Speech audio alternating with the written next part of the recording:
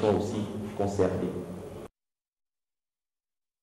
Des conférences internationales sur les genres et la mise en œuvre des recommandations issues de la conférence de Beijing sur la condition de la femme, tenue il y a de cela 15 ans, sont au cœur d'un atelier qu'organise depuis hier le ministère de la Famille et de la Solidarité nationale.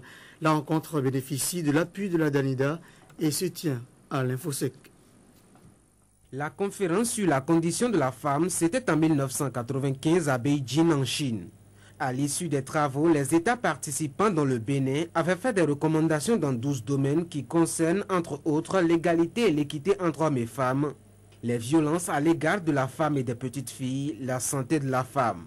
Ces 12 domaines qui constituent une plateforme devraient être appliqués par chaque État, ce qui a suscité au Bénin des actions du ministère de la Famille et des acteurs du secteur.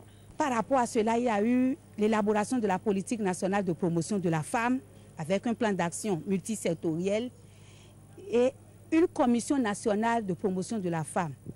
Il y a eu une évaluation en 2005 qui a révélé des insuffisances dans la mise en œuvre de ce plan d'action multisectoriel. Pour corriger ces insuffisances, le ministère de la Famille a élaboré en 2008 la politique nationale de promotion de la femme avec une approche participative qui associe davantage les hommes à la résolution des problèmes de la femme. Cette politique a été adoptée en 2009, assortie d'un plan d'action. 15 ans après Beijing, où en est-on au Bénin dans les actions de promotion du genre et d'amélioration du statut de la femme? C'est à cela que devrait répondre le présent atelier. 3 jours durant, votre attention sera focalisée sur les recommandations de Beijing plus 15, qui a coïncidé cette année 2010 avec la 54e session de la Commission des Nations Unies sur la condition de la femme à New York.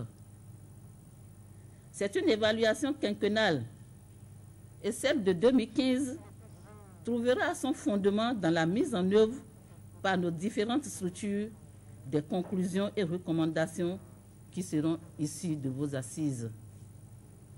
C'est d'abord une nécessité pour nous-mêmes et ensuite une exigence de la communauté internationale à laquelle nous devons rendre compte.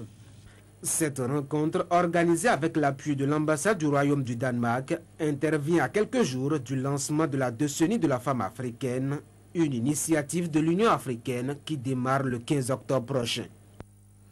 Un autre atelier, celui de la deuxième conférence sous-régionale sur les changements de niveau marin, paléoclimat, archéologie et paléontologie, s'est ouvert hier et ce sera l'occasion